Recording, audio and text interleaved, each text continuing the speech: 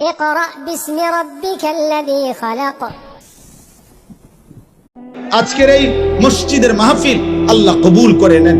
জীবনটা সবার কাছে অনুরোধ, রাসূলুল্লাহ সাল্লাল্লাহু আলাইহি সাল্লামের একটা সুন্নাত। যুবক ভাই, তুমি যেহেতু সুন্দর হতে চাও তো নবীর মতো সুন্দর হও, সাহাবাদের মতো সুন্দর হও।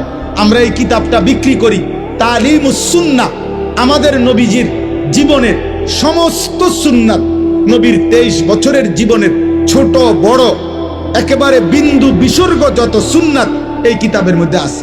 বাংলা ভাষায় প্রায় 600 পৃষ্ঠা ব্যাপী নবীজির সুন্নাতের উপরে পূর্ণাঙ্গ প্রামাণ্য দলিল সহ একটা কিতাব এটা।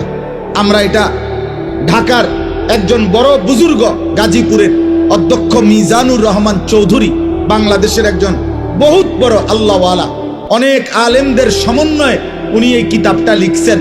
উম্মতের ঘরে ঘরে যেন নবীজির সুন্নতের একটা কিতাব পৌঁছে, যার যখন সময় হয় পড়লে একটা সুন্নত শিখবেন, আমল করবেন।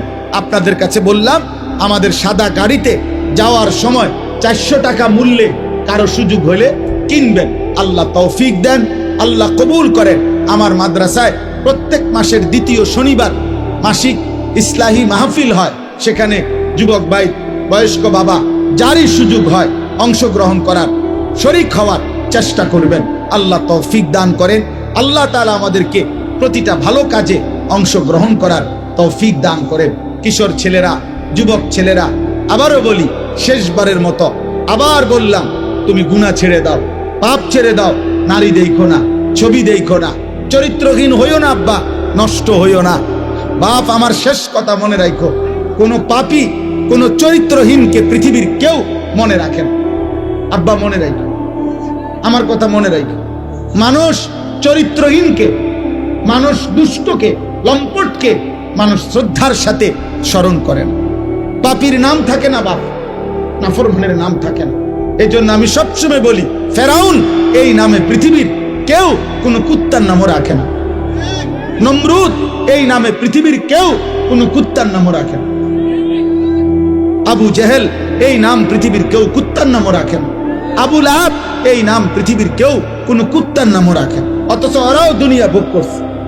ফেরাউন নমরুদ দুনিয়া ভোগ করে নাই তাইলে? কিন্তু বেলাল কালো মানুষ ছিল, নিগ্রু গোলাম, যাকে তার মনিব অবর্ণনীয় জুলুমার নির্যাতন করছে, কিন্তু সেই বেলাল আল্লাহকে রাজি করছে। এক কালো গোলাম, এক হাবশার গোলাম, কিন্তু আল্লাহকে রাজি করেছে। আজ পৃথিবীর লক্ষ কোটি ইমানদারের সন্তানের নাম বেলাল। মুমিনের নাম থাকে বাপ, চরিত্রহীনের নাম থাকে না। আল্লাহ আমাদের সবাইকে ঈমান আমলের তৌফিক দান করেন। আল্লাহ আমাদের সবাইকে নেক জীবন দান করেন। মনোযোগ চাই, মনোযোগ হইলে বরকত হয়, দিল জমে আর কি, দিল জমে। এমনে মনে করেন বক্তা উঠলো নামলো, লোক হইল না হইল, বড় মাহফিল হইল ছোট মাহফিল হইল, এটা আসলে কোনো বিষয় না। মনে করেন আমারে 1 কোটি মানুষ চিনে, তো এতে কি আমার কবরের আযাব মাপ? তো আমি এটা দিয়ে করব কি? আমারে মনে করেন 1 কোটি মানুষ চিনে, তো এতে আপনাদের কারো কবরের আযাব মাপ? তাইলে কোনো ফায়দা নেই। আখিরাত দরকার, আখিরাত দরকার প্রত্যেকের, আমারও আপনাদের। যে মাঠে আপনারা দাঁড়াবেন ওই একই মাঠে আমরাও দাঁড়াবো। যার কাছে আপনারা হিসাব দিবেন আমরাও হিসাব দেব। ইয়াউমা ইয়াকুমুন নাসু লিরাব্বিল আলামিন। আল্লাহ তাআলা বলেন, সেদিন সমস্ত মানুষ মহান আল্লাহ তাআলা রব্বুল আলামিনের সামনে দাঁড়িয়ে থাকবে হাসরের দিন। নবীজি সাল্লাল্লাহু আলাইহি ওয়াসাল্লাম বলছেন, মাউদাউ কাদামিন, এই পাওটা রাখতে যেটুকু জায়গা মাটিতে, পায়ের তলা, ঠিক এতটুকু জায়গায় শুধু প্রত্যেকে দাঁড়াবে।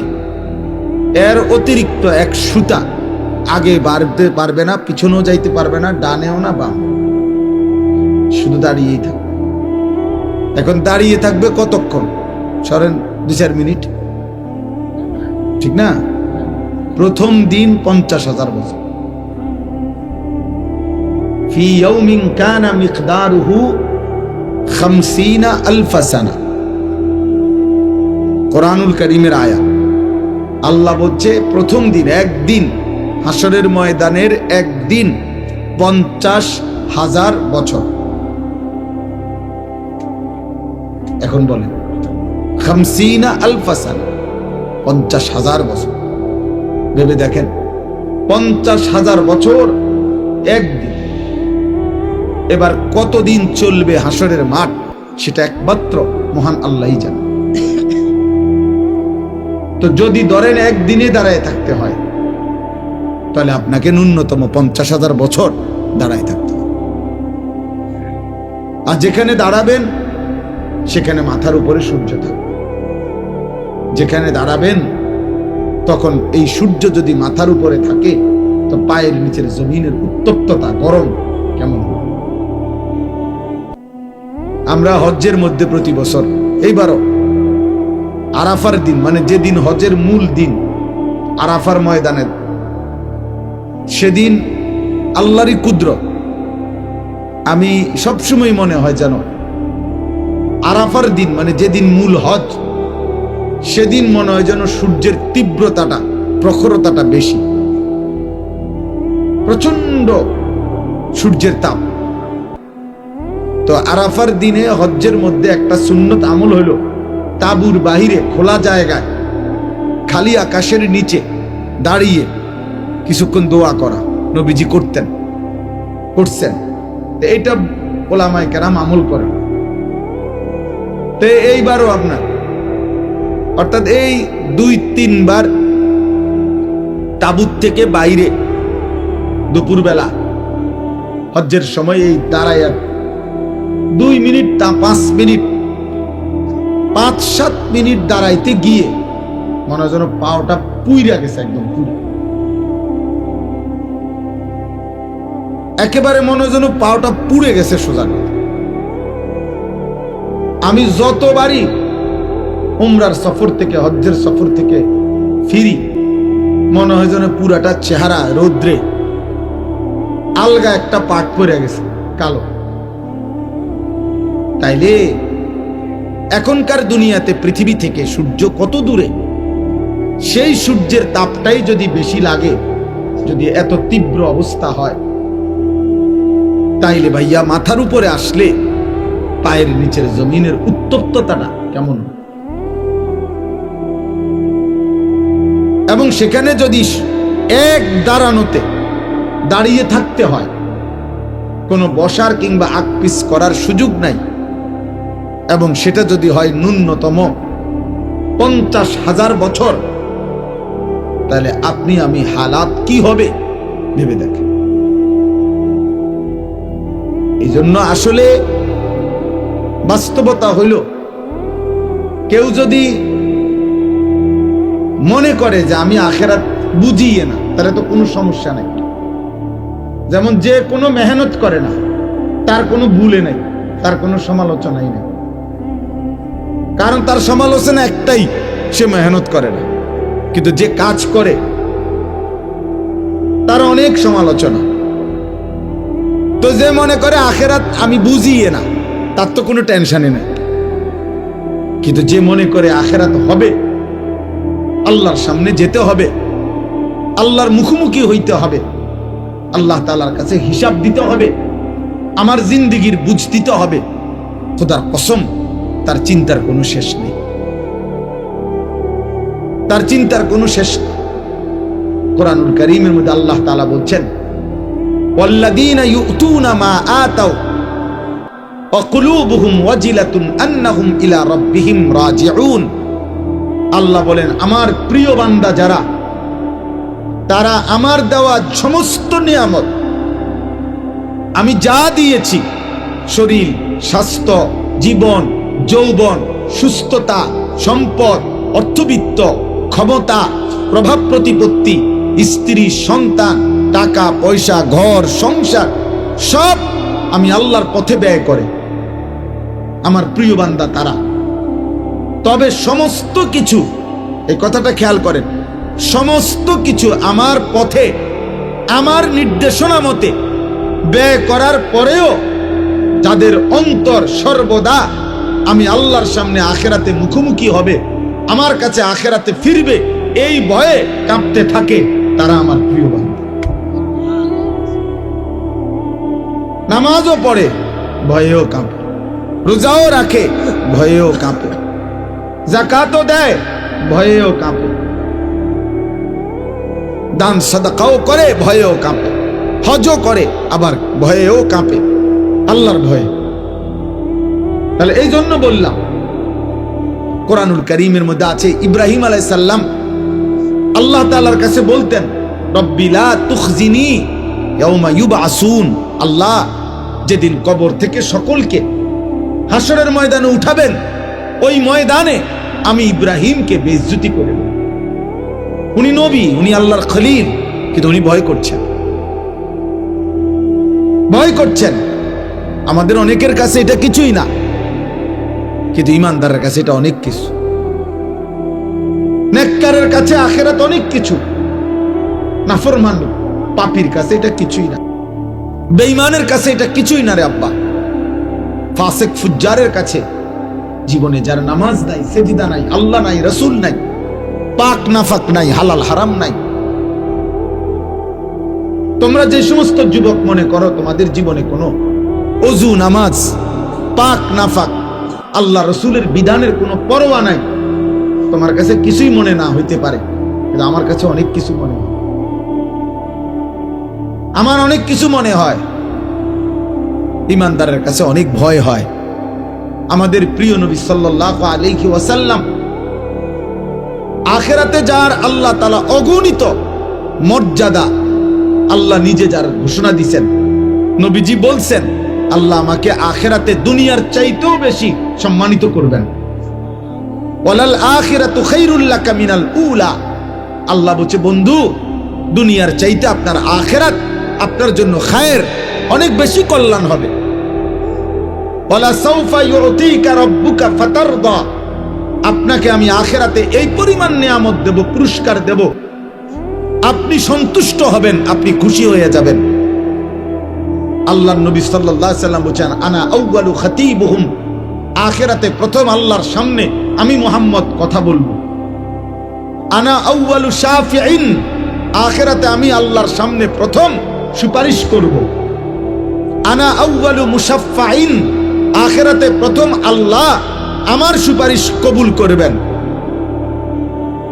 বিয়াদি লিওয়াউল হামদ, আখিরাতে আমি আমার হাতে আল্লাহর প্রশংসার পতাকা আমার হাতে থাকবে। জামিউল আম্বিয়া তাহতা লিওয়াই, আখিরাতে সব নবী আমার পতাকার নিচে এসে সমবেত হবে। আল্লাহ রাসূল সাল্লাল্লাহু আলাইহি সাল্লাম বলছেন, আমাকে আল্লাহ তাআলা হাউজে কাউসার দান করবে, আমাকে আল্লাহ তাআলা সর্বপ্রথম জান্নাতে প্রবেশ করার অধিকার আল্লাহ আমাকেই দেবে। এত কিছু যার, সেই নবীজি সাল্লাল্লাহু আলাইহি সাল্লাম আখিরাতের এত সম্মান, এত মর্যাদার কথা শুনবার পরেও তিনি প্রতিদিন 5 ওয়াক্ত নামাজের পরে আল্লাহর কাছে দোয়া করতেন আর বলতেন, আল্লাহুম্মা হাসিবনি হিসাবান ইয়াসীরা, আল্লাহ আপনি আমার হিসাব সহজ করে দিন, আমার আখিরাতের হিসাব সহজ করে দিয়ে। ওনার আবার হিসাব কি? উনি তো মাসুম, উনি তো নিষ্পাপ, উনি তো বেগুনাহ, ওনার তো যাররা পরিমাণও কোনো গুনাহ নাই, তবুও তিনি ভয় করছেন, তবুও তিনি ভয় করছেন। এই জন্য প্রিয় ভাই, প্রিয় বাবা, আমি এটা বুঝাইতে চাই, মূল বিষয় হলো প্রতিটা মাহফিলকে আমি খুব কদর করি এই জন্য যে এটা শুধুমাত্র আমাকে পরিচিত হওয়া, এটা মাকসাদ না। আমি এই দেবিদ্বারে ইতিপূর্বে বহু এমন মাহফিল করছি, বহু মসজিদেও, যেখানে 20 জন 50 জন মানুষ ছিল, 4 জন মানুষের সামনে আমি ওয়াজ করছি। আমি 10 জন মানুষের সামনে ঘড়ির ঘন্টায় 4 ঘন্টাও বয়ান করছি। তাহলে কাজে এটা কোনো বিষয় না যে ধীরে ধীরে জনপ্রিয়তা বাড়তেছে, অতএব আশা করি এবারে না হোক সামনের বারে ইলেকশন করবো, এইটা না, এই মাকসাদ না। এখানে জনপ্রিয়তা কোনো বিষয়ই না, এখানে পদ পদবী সুখ্যাতি কোনো বিষয় না। আখেরাতে আমরা প্রত্যেকেই একা একা একজন একজন আল্লাহ তাআলার সামনে হিসাবের জন্য দাঁড়াইব। ওয়াকিফুহুম ইন্নাহুম মাসউলুন, কোরআনুল কারীমের মধ্যে আছে আল্লাহ তাআলা ফেরেশতাদেরকে হাসরের ময়দানে বলবেন, আমার একজন একজন বান্দা আমার সামনে এনে দাঁড় করাও, আমি আল্লাহ আমি নিজেই জিজ্ঞেস করব। আজ আমি জিজ্ঞেস করব, আমার বান্দা বলো, আমার এক এক লোকমা খাবারের হিসাব দাও, আমার এক এক ঢোক পানির হিসাব দাও বান্দা, আমার প্রতিটা নিঃশ্বাসের হিসাব দাও, আমার দেওয়া হায়াতের সেকেন্ড সেকেন্ড বান্দা হিসাব দাও। একটা 24 ঘন্টা কেমনে পার করলা বান্দা, একবারও এক ওয়াক্ত নামাজ পড়লা না, একটা সেজদাও দিলা না। 24 ঘন্টা 12 ঘন্টা তোমার জীবন থেকে চলে গেল, তুমি নাফরমান, একটা বার তোমার জবান দিয়া আমি আল্লাহর নামটুকুও বের হইল না। মুসলমানের ঘরে এত বড় নিকৃষ্ট ডাকাত কেমনে হইল? মুসলমানের ঘরে এত বড় বেয়াদব কেমনে হইলা যে এক ওয়াক্ত নামাজ পড়ো না? মুসলমান পরিচয় দাও কোন লজ্জা? তার চাইতে বড় নির্লজ্জ বেহায়া যে নিজেকে পরিচয় দেয় মুসলমান, অথচ সে এক ওয়াক্ত নামাজের একটা সেজদা দেয় না। এর চাইতে নিকৃষ্ট বেয়াদব আসমানের নিচে জমিনের উপরে কোনো জানোয়ারও নাই, কোন জানোয়ারও নাই বেটা, কোন জানোয়ার এমন হইতে পারে না, কোন জানোয়ার না। কারণ জানোয়ারের উপরে নামাজ ফরজ করা হয় না, কোন কুত্তার উপরে নামাজ ফরজ করা হয় নাই, এই জন্য সে নামাজ পড়ে না। কোন শূকরের উপরে নামাজ ফরজ করা হয় নাই, এই জন্য সে নামাজ পড়ে না, এজন্য সে পড়ে না। রে আব্বা, তুমি কুত্তারে জিগাইও যে তুমি কেন নামাজ পড়ো না, সে বলবে আমারে আল্লাহ নামাজ পড়তে বলে নাই, আমার উপরে শরীয়তের বিধান নাই, কিন্তু তোমার উপরে বিধান আছে। তুমি মুসলমানের বাচ্চা, তোমার মা মুসলমান, তোমার বাবা মুসলমান, তুমি বুঝ হওয়ার পর থেকে শুনেছ তুমি মুসলমান। কতবার তোমার মা তোমারে কালেমা পড়াইছে, তোমার বাবা তোমাকে কালেমা পড়াইছে, তোমার মক্তবের হুজুর তোমারে কত শতবার কালেমা পড়াইছে, তোমার চারদিকের মসজিদে প্রতিদিন আজান হয়, তুমি চারিদিকে দেখো কত মানুষ নামাজ পড়ে, তোমার আত্মীয় স্বজন সবাই মুসলমান। এতগুলো ইসলামের পরিবেশ চারদিকে থাকার পরেও যেই গাদ্দার আল্লাহকে সেজদা দেয় না, তার চাইতে বড় গাদ্দার, তার চাইতে বড় অহংকারী বেয়াদব আর কেউ হইতে। এই জন্য আমার সবসময় মনে হয় এই যে 14 বছর 16 বছর 18 বছরের ছেলে যেগুলো, তার বাবা মুসলমান, তার মা মুসলমান, তার দাদা দাদি মুসলমান, তার নানা নানি মুসলমান, তাগো গ্রামের চারদিকের সব লোক মুসলমান, তাগো গ্রামে মসজিদ আছে, ইমাম আছে, মুয়াজ্জিন আছে, মসজিদের মিনারাত থেকে আজান হয়, তাগো ঘরে আল্লাহর কোরআন আছে, তাগো এলাকার কোনো না কোনো বাচ্চা মাদ্রাসায় পড়ে, তাগো দাদা দাদি নামাজ পড়ে। এইরকম ইসলামের পরিবেশ, নামাজের পরিবেশ থাকার পরে, চোখে দেখার পরেও যে এক ওয়াক্ত নামাজ পড়ে না, তার মতো নিকৃষ্ট বেয়াদব, এত বড় জানোয়ার কোন জানোয়ারও হয় না। এ বড় বড় বেশি বেয়াদব। এই জন্য বাপ আপনাদেরকে বলি, আপনাদের যেই সমস্ত ছেলে এক ওয়াক্ত নামাজ পড়ে না, এ আপনার সন্তান হওয়ার অযোগ্য। এই অপদার্থকে আপনি সন্তান পরিচয় দিয়ে নেন, ওই আপনার সন্তান না, ও আপনার সন্তান, ও ছোটখাটো গাদ্দার না। চারিদিকে ইসলামের পরিবেশ, এরপরও এতে এত কম বয়স, মাত্র 16 বছর, কিন্তু বেয়াদব, এত বড় বেয়াদব, 16 বছর বয়সেই মাত্র আল্লাহকে কোনো 2 পয়সার পাত্তা দেন। এই গাদ্দার তো 40 বছর বয়সে দাজ্জাল হয়ে যাবে। সে 40 বছর বয়সে বলবে, বেটা গত 30 বছর আল্লাহরে একটা সেজদা দেই নাই, কিতা করতে আসছে আল্লাহ? আমি ফেরাউনের চাইতে কম কি? আমি নমরুদের চাইতে কম কি বেটা? হ্যাঁ,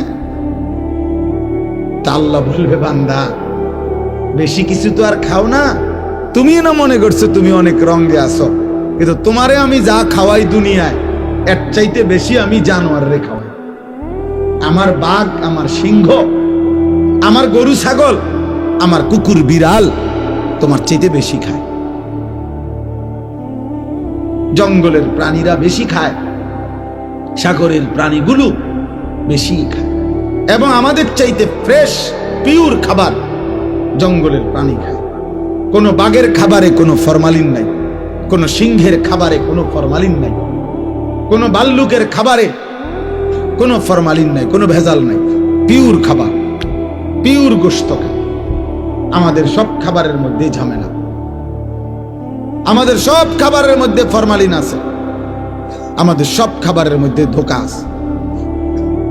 তাহলে আমরা সামান্য ধোঁকা মিশ্রিত দুনিয়া ভোগ করি, এতটুকুতেই আল্লাহকে এভাবে ভুলে গেলাম।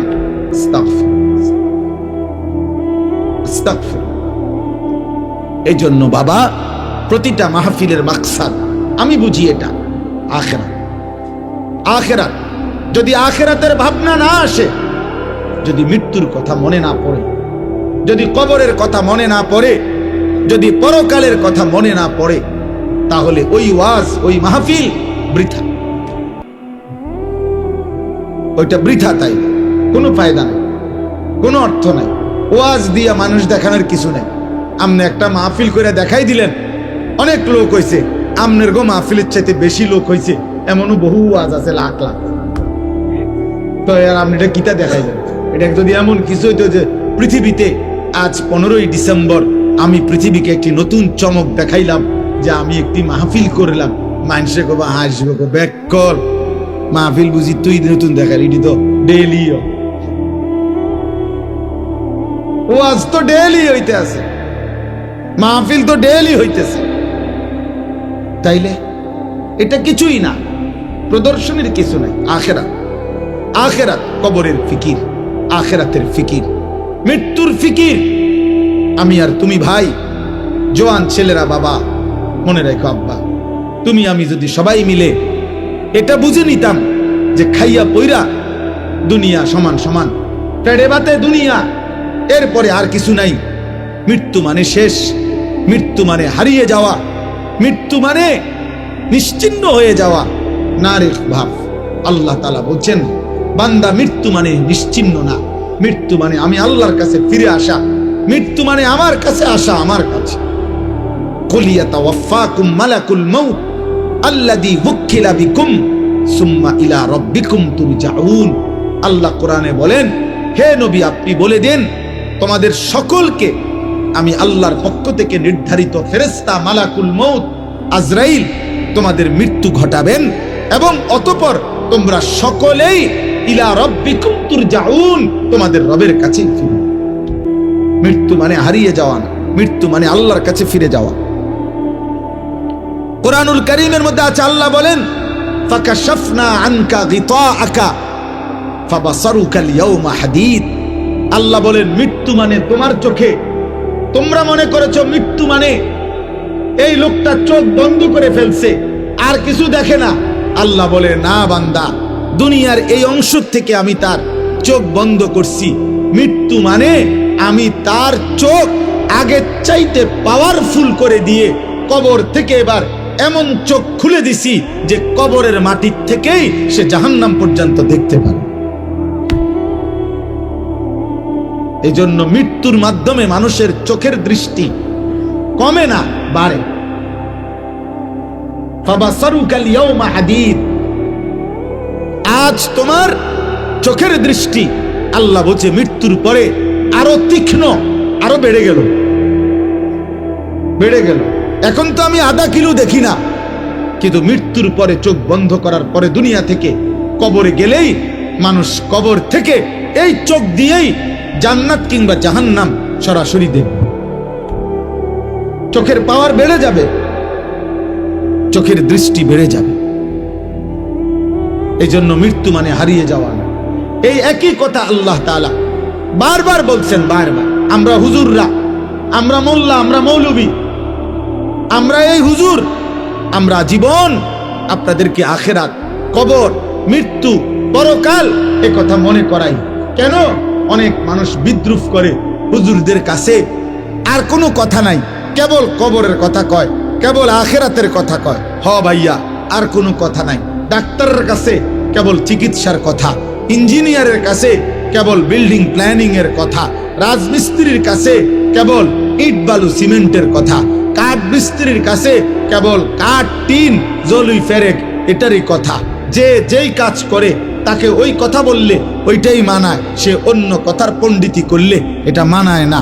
মোল্লা, মুন্সি, মৌলবি, আলেম, ওলামা, আমাদের জিম্মাদারি আল্লাহর বান্দাদেরকে আখেরাতের দিকে তৈরি করা, পরকালের জন্য তৈরি করা। আর খোদার কসম, এটাই সত্য যে আখেরাতের প্রস্তুতি, আখেরাতের চিন্তা এটাই শ্রেষ্ঠ প্রস্তুতি, এটাই সর্বশ্রেষ্ঠ চিন্তা। আপনি মরে গেল আপনি চিন্তা করেন না আপনার ফুট বাঁচবে। আমি মরে গেলে, অনেক মানুষ আছে না, আমি মরে গেলে আমার জি ফুটটি কেমনে জানি চলবো। আমনের বাপ মরাতে আপনি যেমনি চলছেন, এই আমনে মরার পরেও আমনের জি ফুট এমনি চলবে। আমনে কোনো টেনশন করেন না। আমনে এত মিথ্যা বলার দরকার নাই। আমনে এত সুদ, এত কিস্তি, এত বাটফারি, সিটারি জিফুতের লেগে করছি না, না, লোভের কারণে করছেন, স্বার্থের কারণে করছেন। কোন সুদখোর মনে রাখবেন স্ত্রী সন্তানের প্রতি দরদি না। কোন কিস্তিখোর, যারা কিস্তি নেয়, এই হারামখোর মূলত স্ত্রী সন্তানের মায়ায় না, লোভে লোভে লোভে। আপনাকে বলে নাই বেটা স্ত্রী সন্তানকে হারাম দ্বারা পালতে, হারাম দ্বারা তার সংসার করতে। আপনাকে আল্লাহ বলে নাই, নবী বলে নাই, রাষ্ট্র বলে নাই, মেম্বরে বলে নাই, চেয়ারম্যানে বলে নাই, এই পৃথিবীর কোনো পাগলেও বলে নাই। আমনের লোক আপনারে সুদ খাওয়াইছে, আমনের লোক আপনারে কিস্তি নেওয়াইছে। আপনি হারামখোর মিয়া। কোন হারামখোরের সন্তান মানুষ হয় না, আমি বলে গেলাম, লিখিত দিলাম, লিখিত। সুদখোরের সন্তান মানুষ হয় না, কিস্তিখোরের সন্তান মানুষ হয় না, ঘুষখোরের সন্তান মানুষ হয় না। যদি বলেন মানুষ হইছে, আমারে বলেন, আমি দেখতে যাব। আপনি কি দেখাইবেন? মানুষ হয়েছে মানে হেতন পয়সা ইনকাম করে, 1 লাখ টাকা বেতন পায়। 1 লাখ টাকা বেতন পাইলে হেতনে মানুষ কয়। আপনার এটা কে বলছে? কোথায় লিখছে? কোথায়? সে উপার্জনে না শিখছে মিয়া, সে পয়সা রোজগার করা না শিখছে। আপনার সন্তান টাকা উপার্জন করলে তো মানুষ হইছে বলে না। এই পৃথিবীর কোন অভিধানে, কোন ডিকশনারিতে কোথাও কথা লেখা নাই যে মানুষ কাকে বলে। যে উপার্জন করে টাকা, তাকে মানুষ বলে? তাকে বলে মানুষ মিয়া? কোথায় লিখছে এটা বলেন? পৃথিবীর কোথায় লিখছে এই কথা? ইনসান তো ভিন্ন কিছু,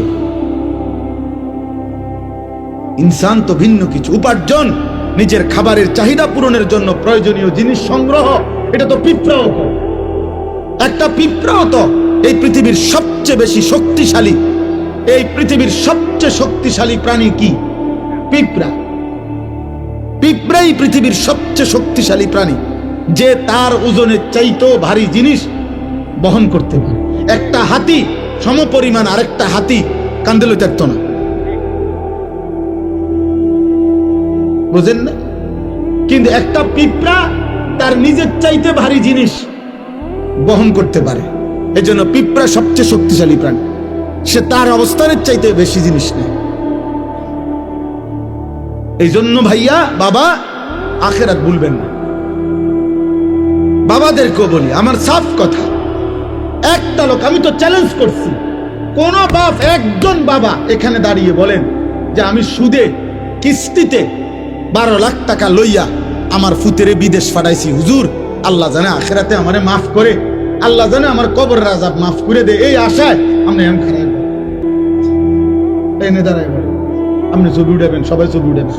এবারটা যে এবারটা সুদে টাকা লইছে, লইয়া কিস্তিতে টাকা নিয়া এবারটার ফুতেরে বিদেশ পাঠাইছে, আল্লাহ জানে উনারে এবারটারে জাহান্নাম থেকে মুক্তি দেয়, আখেরাতে জানে মাফ করে, এই আশায় এটা আমি কর। আসেন এখন, আসেন বলেন, একজন লোক বলেন, বুঝেন নাই কথা আমার? বলেন, আপনি সুদে টাকা নিছেন আখেরাতের আশা? কথা বলেন না কেন? আপনি কিস্তিতে টাকা নিছেন আখিরাতের আশায়, জাহান্নাম থেকে বাঁচার আশায়, দুনিয়ার লোভে। আপনি এটা বুঝছেন আপনার ছেলেটা এখন আমি 12 লাখ টাকা দিলে এটা আমার একটা টাকা উপার্জনের মেশিন, আমি একটা মেশিন বইয়ে এলাম, এরপরে হেঁটে টাকা দিব।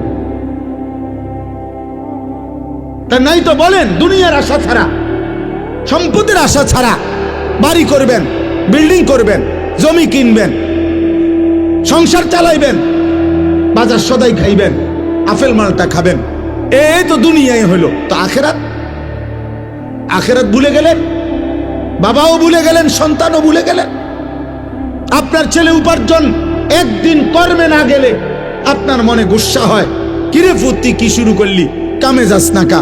কিন্তু আপনার ছেলে 365 দিনে, খোদার 1 বছরে একদিনও ফজরের নামাজ পড়ে না, একটা দিন পড়ে না, এত বড় জানোয়ার মুসলমানের ঘরে ঘুমায় কেন? ওরে জিজ্ঞাসা করেন না, ওই ছেলেটাকে জিজ্ঞাসা করেন, তুই মানুষ না জানোয়ার? ওরে বলতে পারো একদিনও তুমি 365 দিনে মুসলমানের ঘরে জন্ম নিয়ে তুমি একদিনও ফজরের নামাজ পড়বা না? তোমার আল্লাহ নাই, তোমারে কেউ বানায় নাই, তুমি মাটির তলের থেকে বাইরিছ, তুমি আসমান থেকে পড়ে গেছো, তোমার কোনো সৃষ্টিকর্তা নাই, তিনি তোমার কাছে কিছু চায় না। আস্তাগফিরুল্লাহ, আস্তাগফিরুল্লাহ। তাহলে একটা বাবা বেনামাজি সন্তান ঘুমায়, ওমা বেড়ার কোনো চিন্তাই নাই, ওনার কোনো ফিকিরে নাই, ওনার ফিকির শুধু টাকা, চাকরি, ব্যবসা, দোকানদারি, বিদেশ, পয়সা, এই জীবন। বলেন আব্বা, আখেরাত কেমনে ভুলে গেলেন? আখেরাত যদি ভুলেও যান তো আখেরাত হবে না? কথা বলেন না? বলো ছেলেরা, বাবা তোমরা বলো, তোমরা যারা আজকে মৃত্যু ভুলে গেছো, তোমাদের মৃত্যু হবে না? তোমরা যারা নামাজ পড়ো না, তোমরা তো মৃত্যু ভুলে গেছো। আলহামদুলিল্লাহ রাব্বিল আলামিন। আল্লাহুম্মা আনতাস সালাম ওয়া মিনকাস সালাম, তাবারাকতা ইয়া যাল জালালি ওয়াল ইকরাম। মাওলাই করিম আপনি মাফ করে দেন, রব্বে করিম আপনি মাফ করে দেন, মেহেরবান মাওলা আপনি মাফ করে দেন। আয় আল্লাহ, আজকের এই মাহফিল খানা আপনি কবুল করে নেন, আমাদের পিছনের জিন্দেগির সমস্ত গুনাহ মাফ করে দেন, আগামী জীবন আপনি সুন্দর করে দেন, ঈমান আমল দান করেন, ইজ্জত আফিয়ত দান করেন, তাকওয়া তহারত দান করেন, সেজদা ওয়ালা কপাল বানিয়ে দেন, কাঁদনে ওয়ালা চোখ বানিয়ে দেন, জিকির ওয়ালা জবান বানিয়ে দেন, মোহাব্বত ওয়ালা দিল বানিয়ে দেন, সুন্নাত ওয়ালা জীবন বানিয়ে দেন। আল্লাহ আমাদের জীবন সুন্দর করে দেন, আমাদের আখিরাত সুন্দর করে দেন, সমস্ত কবরবাসীদেরকে মাফ করে দেন, কিয়ামত পর্যন্ত কবরের আযাব মাফ করে দেন, কবরগুলোকে জান্নাতের টুকরা বানিয়ে দেন। আল্লাহ আপনার নূরে রহমত দ্বারা কবরগুলোকে নূরে নূরে নূরান্বিত করে দেন। আল্লাহ আমার এই কিশোর যুবক ছেলেগুলোকে নামাজি বানিয়ে দেন, নামাজি বানিয়ে দেন, নামাজি বানিয়ে দেন, চরিত্রবান বানিয়ে দেন, এদের চুল চেহারা আখলাক চরিত্র সুন্দর করে দেন। মোবাইলের আসক্তি থেকে বাঁচান, নারীর আসক্তি থেকে বাঁচান, মদ জুয়া জিনা ব্যভিচার গান বাদ্যের হারাম জীবন থেকে আল্লাহ নওজোয়ান মুসলিম যুবককে হেফাজত করেন। আগামীর মাহাদির সৈনিক হওয়ার জন্য ফজরের মুসল্লি হওয়ার তৌফিক দান করেন। আল্লাহ 5 ওয়াক্ত নামাজ পড়ার তৌফিক দেন। আমার বয়স্ক বাবা চাচাদেরকে আরো বেশি নেক আমলের তৌফিক দান করেন। মা বোনদেরকে পর্দা পুশিদা দান করেন। ফাতেমা রাবেয়া বসরিয়ার মতো ঈমান আমল দান করেন। বয়স্ক বাবা সবাইকে কবুল করেন, ছোট্ট মাসুম বাচ্চাদেরকে কবুল করেন। অনেক ওলামায়ে কেরাম আল্লাহ ওনাদেরকেও হায়াতে তয়্যিবা আফিয়া দান করেন। এই মসজিদখানা কবুল করে নেন। মসজিদের জায়গা জমি টাকা পয়সা যে যখন যতটুকু দিয়েছে দিচ্ছে, আল্লাহ সকলকে কবুল আর মনসুর করে নেন। ইমাম, খতিব, মুয়াজ্জিন, কমিটি, মুসল্লি, এলাকাবাসী প্রত্যেককে উত্তম বিনিময় দান করেন। আল্লাহ আমার মহব্বতের অনেক বাবা ভাই এই মাহফিলে অংশগ্রহণ করেছে, আল্লাহ সবাইকে কবুল আর মনসুর করেন। অসুস্থ বিমারি যারা শিফা করে দেন, কামাই রুজিতে হালাল বরকত দান করেন। প্রবাসীদেরকে বিদেশের জমিনে সহি সালামতে নিরাপদে রাখেন। যার যত পেরেশানি আছে আসান করে দেন, অভাব দূর করে দেন। আল্লাহ আমাদের মাদ্রাসা আপনি কবুল করে নেন। মাদ্রাসার জায়গা জমির টাকা পয়সা সার্বিক ব্যবস্থাপনা আপনি হোসনে ইন্তজাম করে দেন। আল্লাহ আমার দেশকে নিরাপদ করে দেন। আল্লাহ আমার দেশকে আপনি নিরাপদ করে দেন। একজন ইনসাফকার, ন্যায়পরায়ণ, আদেল শাসক আমাদেরকে দিয়েন মাওলা।